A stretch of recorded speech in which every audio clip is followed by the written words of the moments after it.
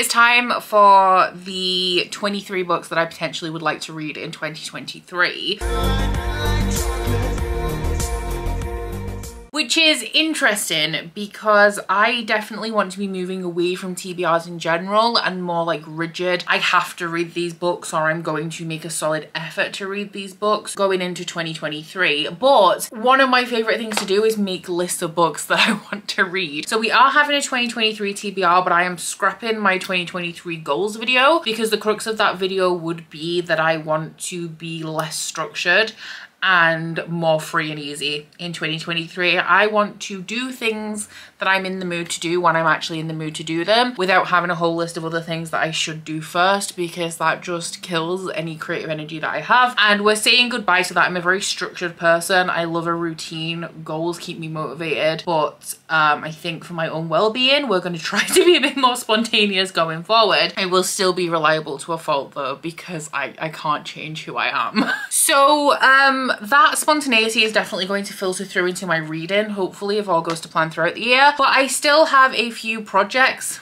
that I would like to follow up on, a few series that I would like to work through. I am obviously hosting and participating in various book clubs and read-alongs throughout the year. So this video is going to be, I've done myself a little bit of a solid because some of the books in here are books that I know I'm going to be reading this year anyway. We have some anticipated sequels in here. We have some things that have just kind of caught my eye that I generally know that I would like to read, or what's appealing to me right now that it would be cool if I could get through in 2023. And this video is going to be sectioned by genre. So we have my big three, which is fantasy, fantasy romance and romance, and also sci-fi. I would love it to be a big four, but sadly I just do not read as much sci-fi as I both think I do and also as I would like to, which is maybe something we could change in 2023 because I already have actually read 2 science fiction books at this point in the year. But we are going to be kicking off with fantasy, and specifically we are going to be kicking off with the epic fantasy, starting off with Shadows of Self and Bands of Mourning by Brandon Sanderson, which are books 2 and 3 in Second Era Mistborn. Ally of Law did make my worst books of 2022 list,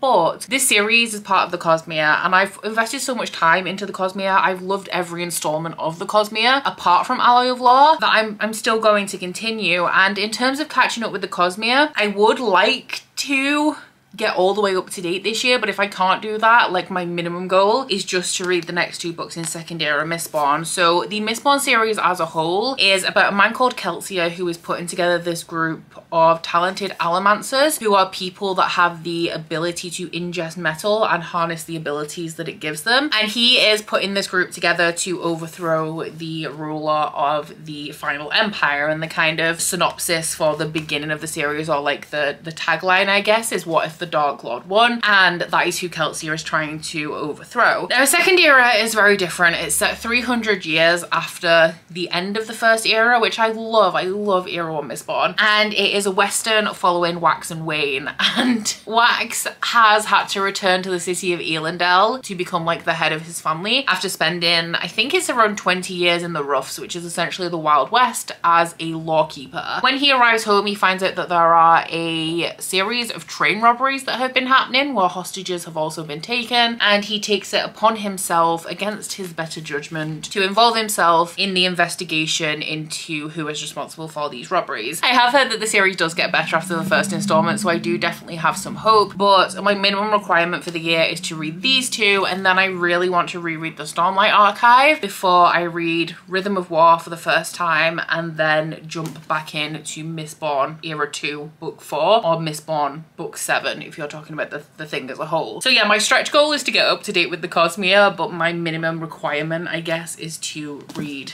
these 2 books. And also there's a couple of novellas I think that go in between books in this series, so I will read those along the way as well. I'm mainly going with books that I own for this video as well. So even though I definitely plan on reading more books in this series throughout the year, I only currently own book 2 in this series. So that's the one that's going on the list. And that is The Great Hunt by Robert Jordan, which is the 2nd book in the Wheel of Time series. I am currently a co-host for the Wheel of Time read along that's going on, that was created by Sandra over at Got a Thing for Things. I will put the link to the announcement video down below if you guys want to get involved. But it's a read along of one of the greatest fantasy series of all time. I am a little bit intimidated at the time of making this video. I'm a few few hundred pages into Eye of the World, and I'm really enjoying it so far, but I'm kind of scared. So from what I can gather from the few hundred pages that I've read, this is set in a world where these same things happen with every turning of the wheel, and each turn of the wheel, I believe, represents an age. So each age the same events are playing out over and over and over again. But it seems like we have a couple of powers that are trying to influence the events of the ages to turn the world towards good or evil, and it seems like the dark one is currently winning. So every age we have the dragon, who is actually continuously reincarnated, and he plays a big part of what happens during each age and like whether it tips towards like good or evil. So at the minute I'm unsure whether he is a positive influence, like whether he is the counterbalance to the dark one, or whether he is a pawn for the sides of good and evil. But as far as I'm aware,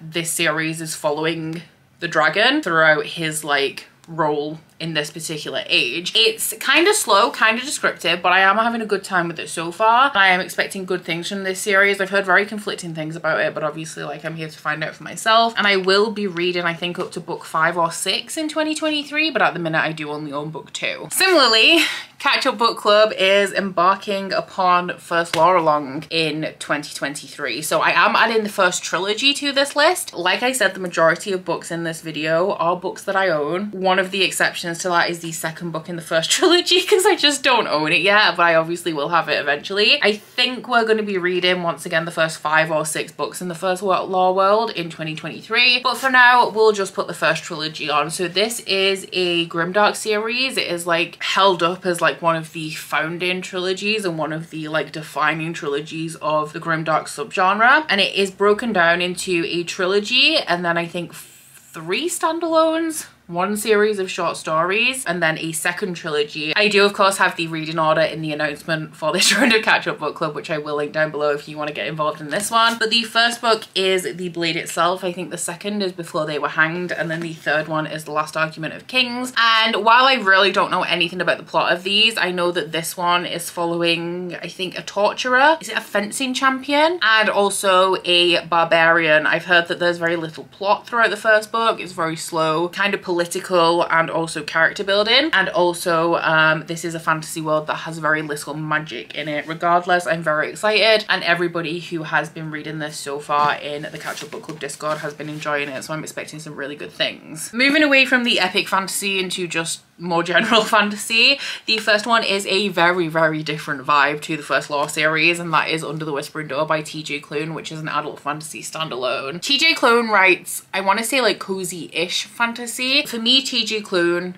writes fantasy in the same way that Becky Chambers writes sci-fi, where it is more about the characters and I guess like societal issues within a more fantastical world. I really, really love The House in the Cerulean Sea, which was one of my best books of 2022, and so I've been excited to read this one since I picked it up from Toppings in Edinburgh. I think it was in March. So this one is about a guy who has a very sparsely attended funeral. He has died, and as death comes to take him, he's complaining the entire way. He doesn't want to die. So he's actually taken to a tea shop, which I think is this kind of like holding zone in between life and death, and he's just hanging out there for a while, essentially, until he starts to come around. From what I can gather from the synopsis, I'm guessing that he's just not a very nice guy, and I feel like throughout the course of this novel he's going to come to terms with his death and maybe like make a few changes for the better along the way as well. I also have All of Our Demise by Amanda Foody and Christine Lynn Herman, which is the sequel to All of Us Villains, which is a book that I read in 2021 and really, really loved. And due to the fact that I just generally was not reading at the same speed or with the same efficiency or with the same level of focus as usual in 2022, I just didn't get around to the sequel, and it is a duology as well, so I would be finishing the series off. But this one is set in a small town. It's very much like An Unkindness of Magicians by Kat Howard. It's set in this small town where the families, is it every generation, they put one of the children from each family into this tournament and they have to fight to the death, and the last one standing claims the magic for that generation and like decides who is going to be the ruling family of this town. This tournament in particular is a little bit different because somebody has wrote a like mystery expose alerting the world to what actually happens in this town. So this tournament is also a little bit of a spectator sport, as the town has become a tourist trap during the length that this tournament is going on. And we also have like a couple of the characters aren't necessarily wanting to participate in the tournament this time around and are thinking that they can break apart the magic that holds it together. I really liked the first installment. I haven't read from Amanda Foody before, but Christine Lynn Herman I think writes really good atmospheric fantasy that's a little bit on the spooky side with a cast of characters that are enjoyable to read from, which I think is true of all of Us Villains and also the Devouring Grey duology. So yeah, I'm very excited to get into this one at some point. I did start it during the Bookathon and I made it a grand total of 10 pages in. One that I would like to pick up because I am actually going to be co-hosting the MB Book Club by Jessie from Bow Ties and Books for the month of March, where we are going to be reading the sequel to this book, but I haven't read the first book, so I need to read this one first, obviously. But the first book is The Unbroken by C.L. Clarke. This one is the Illumicrate edition. It's the first book in the Magic of the Lost series. I've actually heard pretty good things about this. I just haven't gotten around to it yet. So this one is about somebody who has been taken by the Empire when they were a child and raised to be a soldier. However, they've been sent back to the town that they were from to quash a rebellion. And I'm assuming that it's like a conflict of interest because they've been indoctrinated into the Empire, but also like they have ties to this place that they've been sent to. Like I said, expecting good things from it because I've heard good things. And then the last one for fantasy is The Atlas Paradox by Olivia Blake, which is the sequel to The Atlas 6. This one is a dark academia story about 6 magically gifted people who are the best of the best in their respective fields, and they have been invited to join this secret society called the Alexandrian Society, named after the lost Library of Alexandria. However, when they all accept this invitation, they find out that only 5 of them are actually going to make it through. So it is about them in the year-long period between accepting this invitation and finding out whether they've actually made it into the Alexandrian Society. I would have read The Atlas Paradox in 2022, but I ordered the Fairy Loot edition, which actually arrived today, so I do have it. I just haven't unboxed it yet, but I'm very excited to get into it. And that is actually the perfect segue into our next section, which is going to be romance, the first book of which is Alone with You in the Ether by Olivia Blake. So I do have Olivia Blake's 2 releases outside of the Atlas series. It's like Master of Death and Is It One for My Enemy, pre-ordered for 2023. So I would like to read her other 2022 release, which was Alone with You in the Ether. This one is, I think it's a contemporary romance. I don't know for sure. I know that it has something to do with time travel, although I believe it's theoretically. So we do have like maybe other elements going on in here as well, but I believe it is a contemporary romance following 2 people and 6 conversations that they have with people. Olivia Blake has a very, it's kind of pretentious, and I hate pretension, but it just has, I don't know.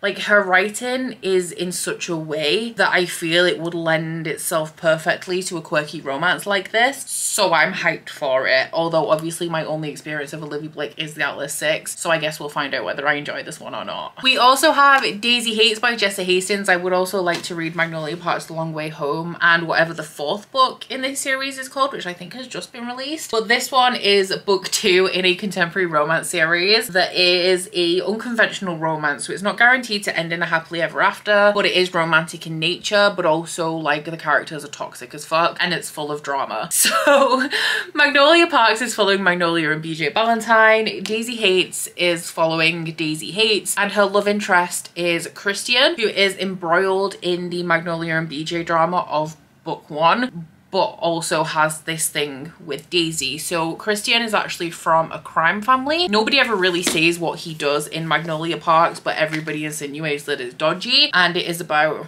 him and Daisy. Magnolia Parks is toxic and messy and dramatic. I'm expecting the same from this. And then Jessa Hastings' writing is so metaphorical and like dripping with angst that it is a super entertaining read. I think with her writing style perfectly encapsulates this feeling of like teenage infatuation that matches these like super messy relationships perfectly. And then the next 2 are by the same author, one of which is the only book in this video, I think, that is a 2023 2023 release, and the only reason why I'm including a 2023 release in this video is because I filmed my anticipated releases too early to include it. So the first book that is actually backlist is Love on the Brain, and I'm also including Love Theoretically, both by Ali Hazelwood. At the time that I filmed my anticipated releases, I hadn't finished The Love Hypothesis, which has actually turned out to be my first 5-star of the year. So now I would like to insert Love Theoretically into here because it missed out on the anticipated releases list. So Ali Hazelwood writes STEM romances, and I'm pretty sure that she also writes the same kind of character dynamics, just with like different character descriptions, which quite honestly is fine by me. But this one in particular is about a girl who is offered the lead on a project by NASA, and the only catch is that she has to work with somebody who she hated in grad school. Like, they have to lead the project together. And then Love Theoretically is about a young woman who is, I think she's a professor by day,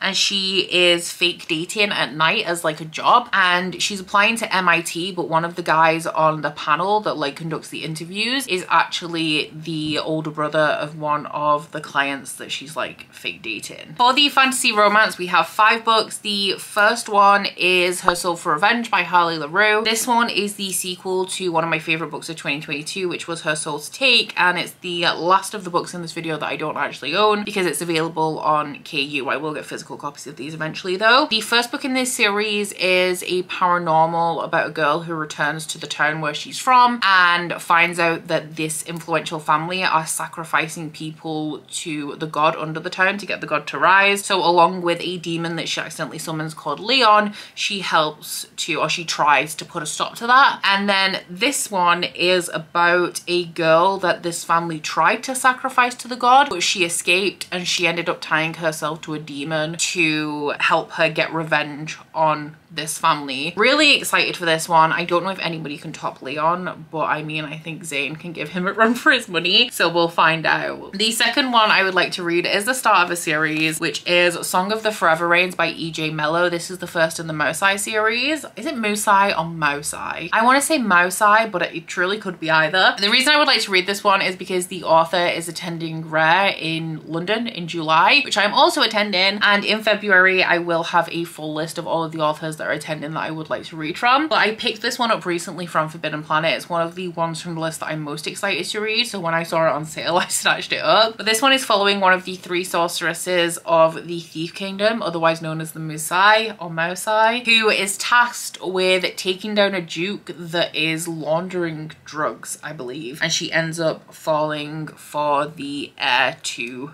his dukedom. I would also love to read The Serpents and the Wings of Night by Carissa Broadbent. I do also want to read Daughter of No Worlds, like that trilogy, but this is the one that I own, so I may as well read this one first. It's the first book in Crowns of Nyaxia, which I believe is a duology with the second book coming out this year. All I know about this is that it is about vampires. I think that the main character is the daughter of a vampire king, and she is entered into a tournament that was created by the goddess of death, and she is competing against 3 vicious warriors from the other vampire houses. Carissa Broadbent has been compared to Sarah J Maas and Jennifer Armentrout, and I've heard nothing but glowing reviews of her books, so I really need to get my shit together and find out for myself. My Patreon book club, the Alpha Ho Book Club, is a fantasy romance book club where we read through complete series or like get up to date on series if they are currently ongoing, and I have very recently announced the next series we're going to be tackling, which I think is actually going to take us all the way up to November, because the one that won the poll was the Blood Grace series by Viola Roth, which once again I have heard amazing things about. This was actually sent to me by the author almost a year ago now, and I've been desperate to get to it since. It's like signed and personalized as well. Viola Roth is such a sweetheart, and this is a very slow moving political fantasy about the bastard daughter of a king who is negotiating with one of the immortals that everybody hates, like for the good of the kingdom, but against her father's wishes. And I think it's a sweeter, I want to assume, romance than I'm used to. I believe that the love interest is actually a cinnamon roll, which isn't usually my thing, but I can't resist the fact that I've heard that this is not only a great romance but has a great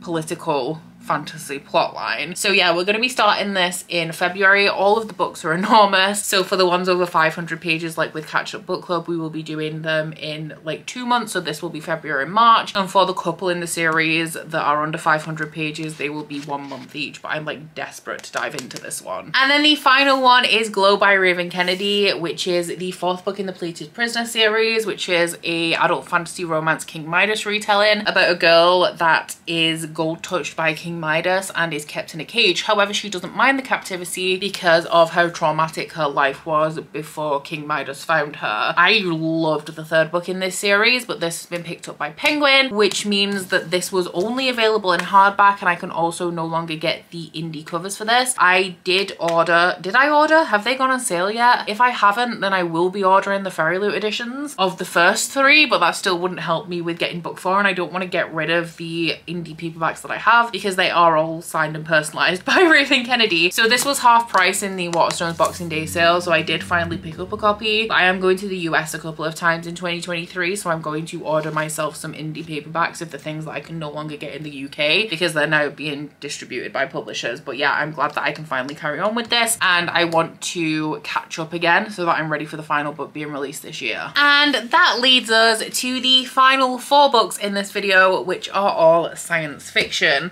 I would love to read more sci-fi this year. I ended up reading quite a bit in 2022, but that is because I reread all of Saga and then read volume 10, so that was 10 books that was just Saga.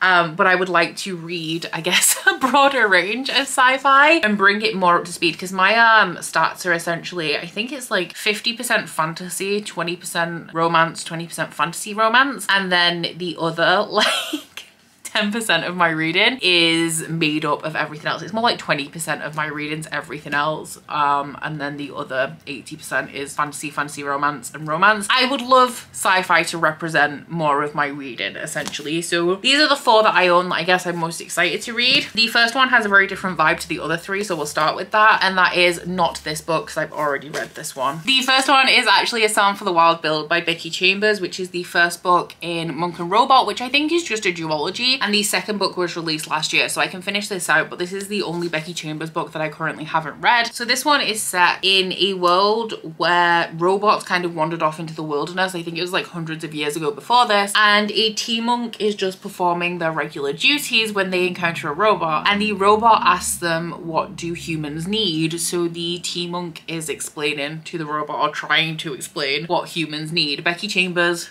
writes cozy sci-fi, and I really love her books, so I would like to get up to date so that I'm ready for anything she publishes in the future. We then have books 4 and 5 in one of my favorite series of all time, which is of course the Red Rising Trilogy. You guys know that I put this on pause after finishing the initial trilogy until we got a little bit closer to the release date of book 6, which was supposed to be the last one. There's going to be 7 now, but Lightbringer is being released in July, which means in May/June I'm going to be reading Iron Gold and Dark Age. So Red Rising is about a young man called Darrow who is a red, and reds are mining for a very valuable substance called helium-3, which they believe is going to help to terraform the galaxy so that humans can escape the dying planet Earth. However, after Darrow's wife makes herself a martyr to spare Darrow into action, he discovers that the planets have been terraformed for a very long time and his people are being kept in slavery. So he ends up joining a rebellion and infiltrating the Golds, who are at the top of this color caste system, to essentially break them apart from the inside. So it is set in space, but it has a very military fantasy plotline. We do get a little bit more into space battles in books 2 and 3 in the series, but I would say book 1 reminds me a lot of like the Hunger Games or like an Ember in the Ashes, and then 2 and 3 get a bit more spacey. But I think if you're a fan of military fantasy, not necessarily sci-fi, you would still have a really good time with this series. And Pierce Brown doesn't pull his punches. Like, he will kill people left, right and center, so it's always a shocking read. I didn't want to continue on until I knew when the 6th book was coming out, because he's also known for his cliffhangers. I don't think I could have coped. So yeah, I will be reading Iron Gold and Dark Age, and then Lightbringer when it's released as well, and I am very, very hyped. And the final book that is on this TBR is inspired by Red Rising. The author actually reached out to me last November, that's over a year ago, and asked me if I would like a copy of his book that was, he said essentially the way that he sold it to me, because I don't accept review copies all that often because I know it's hard for me to get around to them because I'm not the fastest reader, but the thing that really sold me is that he said that his book wouldn't exist without Red Rising, and that is Stormblood by Jeremy Saul. So I'm really, really excited to read this one. I've seen that the sequels have been released as well. I'm just so intrigued by the Red Rising comparison, and also Jeremy Saul himself being a lovely person. So this is about soldiers who are injected with like alien DNA to make them stronger and to make them better soldiers, and by creating this technology that allows this, they also ended up creating a drug called Stormtech that people are helplessly addicted to.